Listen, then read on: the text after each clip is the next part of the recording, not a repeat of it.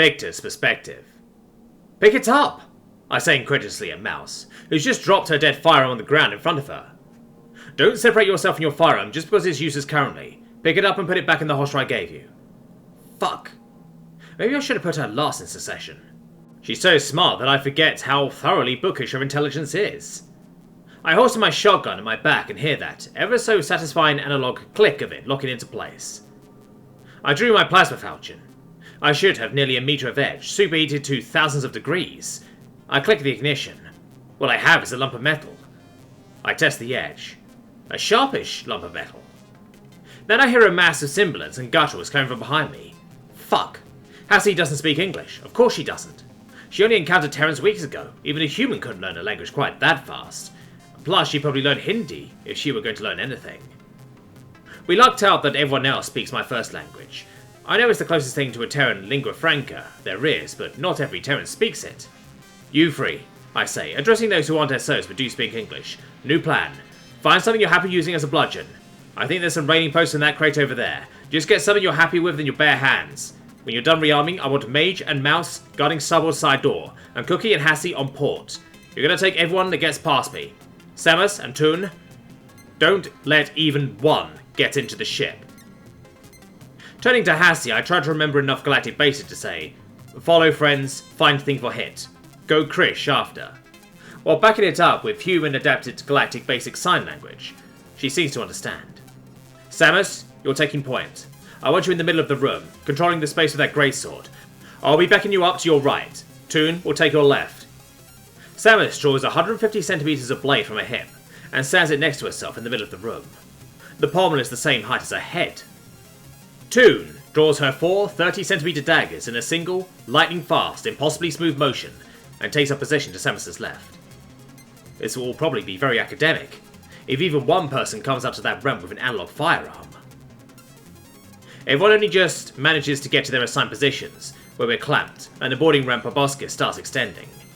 That definitely wasn't an original component of that ship. It passed the polymer of the boarding ramp, plastically. Admo containment fields spring to life around it. Strange. I always imagined that it would shatter before it warped like that. Suppose it would be a bad idea to make a ramp of shattering material. The proboscis senses that it has penetrated, and comes to rest against the floor of the loading bay. There are a few moments of nothing but the sound of slow, thudding footsteps coming down the boarding ramp. "To all aboard!" says a disgusting but strangely familiar voice with that strange accent of the Terran Starborn. That sounds as if it's from everywhere and nowhere. "This is the captain of the Cleave Flesh. This ship is now property of the Revankists. If you are human, join us or die. If you are subhuman, surrender, and you might live long enough to see the inside of a market. If I don't think you look tasty."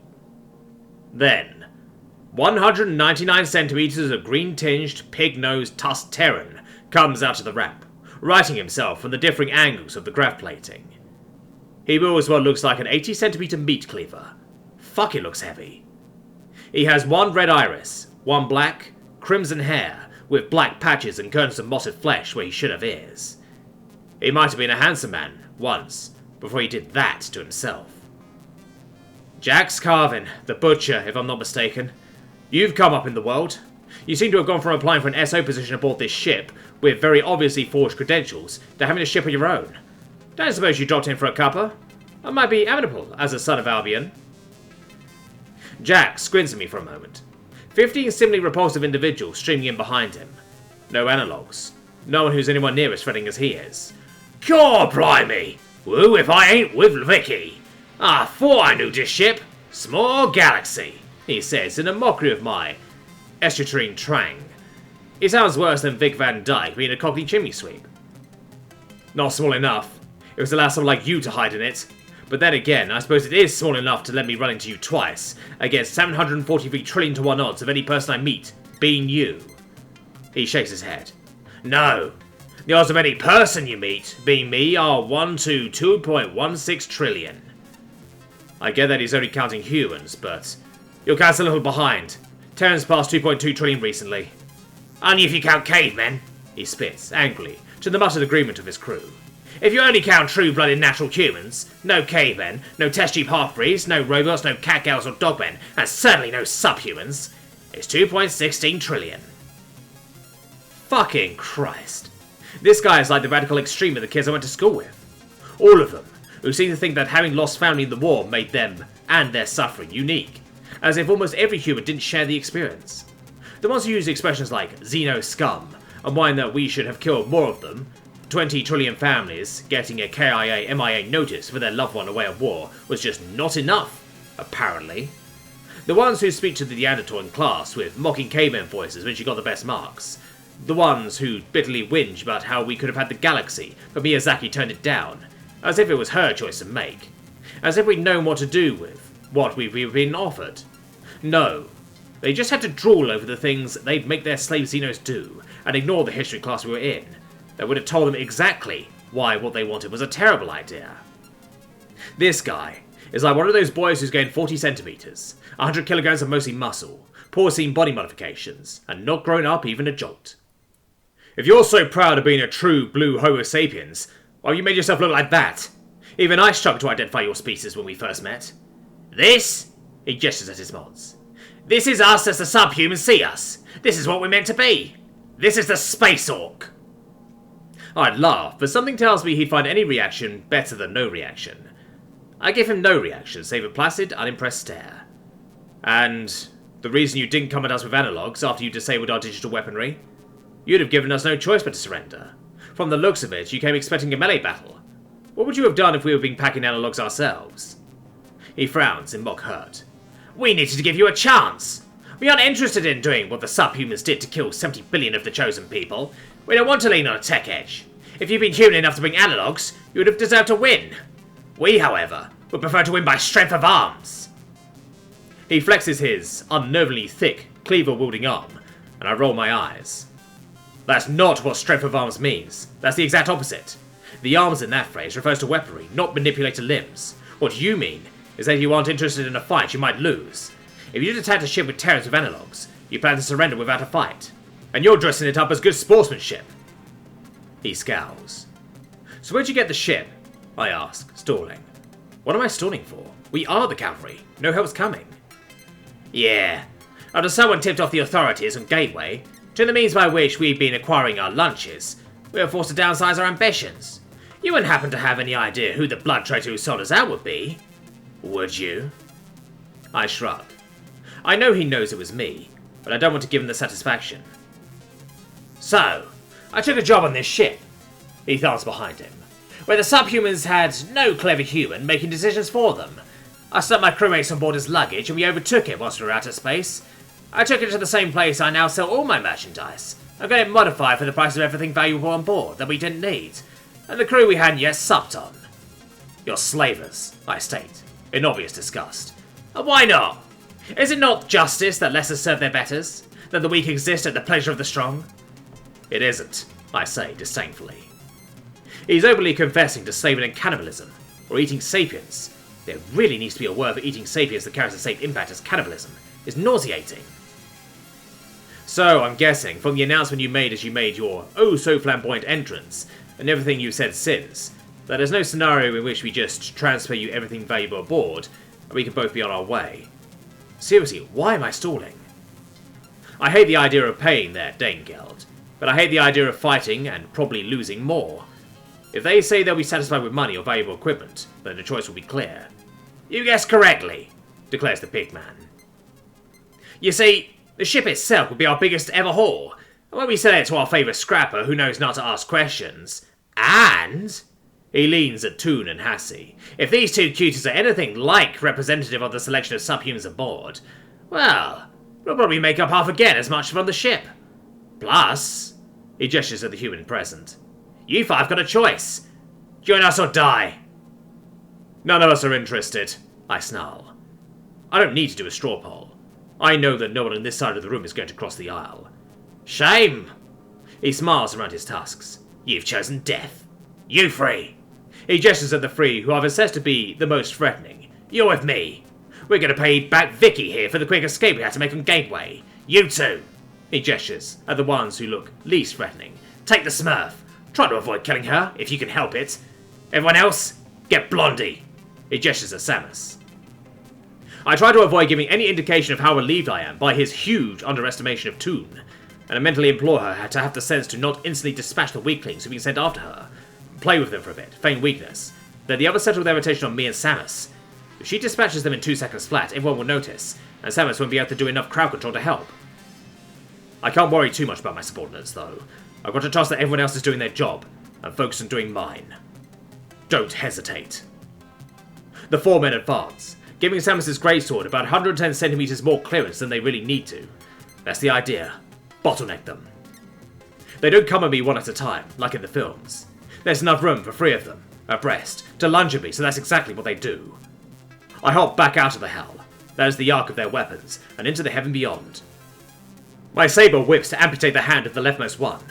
He wails for a brief moment before I flash my blade across his throat. He's not surviving that. Jax is hanging back. He seems to think himself a king, sending the pawns in first. The 2 survivors scowl, square their shoulders and reposition. My peripheral awareness is telling me that the arc of Samus's greatsword is doing its job of holding the 10 assigned to her at bay. I don't need to check to know that Toon is at no danger from the 2 she's being set against, though it would be nice to have a moment to check whether she's moved on to flanking the main group. Just a glance? No, Victor Taylor, head in the fight! Now is not the time to be worrying about your girlfriend. If you die, everyone dies. Or worse. The 2 come in for another overhead slash. They're not particularly skilled. I meet the edge of the right one's blade, parrying it, and use the momentum, transferred into mine, to deflect into the left one's waist. I pull my blade towards me and some combination of blood loss and shock causes him to keel over. The final pawn hesitates for just a moment, which is enough for me to cut off his foot and then sever his carotid artery. Jax looks disgusted by his minion's failure, and advances with that ridiculous cleaver held in guard. His weapon flashes. I try to parry, but that strength, that momentum, that edge comes far too close. Over the next few moments, the process repeats. His blade streaks across my focus. It's all I can do to avoid it. No, it's more than I can do. He nicks me with that edge. First a little, but having probed, he seems to work out how to attack for best effect. Fuck! He's better than me. I spent 9 years resting on the laurels of being the ship's one and only Terran. Sure, a Gymrat Terran is impressive in non-Terran company, but this guy has more experience. This guy's obviously spent a lot longer than me actually fighting. There's no substitute for experience. His cleaver flashes. My left hand isn't. It's gone. There's no hand there. There should be a hand there. Fuck. There's so much blood. Why is everything going blurry? I'm on the ground. This pig-faced man is going to be the last thing I ever see. Then something black, white, and grey hits him in the face, and the main group gets knocked over by a dark blue, massive something. What the fuck? To Qual's perspective. Crack! Boom! Is the sound of the door shearing through, being flung across the balcony and impacting the safety railing. It didn't stand up long to a third of a ton of merc beast with a hall-length run-up who's been told that her daddy is in trouble. For all the help it did, the less than 100 of mass contributed by the Requali clinging to her back might as well not have been there. I look back to see Sam guarding the comm room full of merclets. Then, in a flash, he's gone. This speed. It's no faster than I can dive bomb. Why is it so much more unnerving to go this fast on the ground? We streak down the access stairways. Deck 4. Deck 3. Akaros! How are over 300 kilograms of death water moving so silently? I know her niche is stealth ambush, but at this speed? Deck 2. Wait. Where are we going, Fluffy? Why aren't we going down? This is Deck 2. The fight is on Deck 0. Plan having. You flying, yes? Yes, I fly, but... Oh, by the mother, I think I know what her plan is. Just as comprehension dawns, Fluffy impacts the Deck 2 loading bay door, crumpling it. The effort barely arrests her momentum. She shoots across the walkway and launches herself 3 meters into the air. I release my grip. I look down 13 meters, scanning the scene.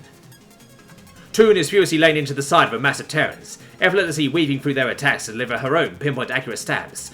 At least, I assume. Oberynne is hefting a blade, around 4 times my mass, at the front of the same group. That's slow enough for me to see, at least. The ground level doors are guarded by the deputized Triple M's. And on the far side of the room, a strangely familiar monster advances on Victor, with a substantial blade with no point in it. My poor boy is missing his hand. The plan is forgotten as I tuck in my wings to put myself between that monster and my Victor. I dive beak first, until the very last moment. My talons whip forward, in an exhibition of the instincts I have for picking fruit in flight, only, instead of sinking into the juicy flesh of a ripe olak fruit, they gash through the thin flesh sitting over a deaf, well-dense skull. My right leg breaks, and both the monster and I shriek in pain as I hit the ground. The monster's attention is now entirely on me. Yes, that's right, hurt me. Don't hurt my victor.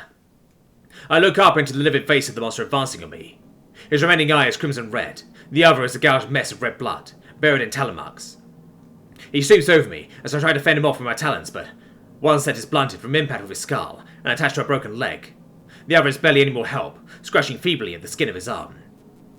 Contemptuously, he slashes my left 2 eyes out, cutting my visual field in half. Losing the eyes is less important than the fact that he dislodges my translator. Fuck, my translator. The reason I dived into hell. The plan. Vic, ta, guns, whack! The guns work, Victor. Around, Toon, shoot these fuckers. Save us! The monster sneers at my broken leg, before that cleaver slices it off. Guns, whack, Victor! The tusked devil raises his blade, this time to end my life. Victor! His head is suddenly half ahead.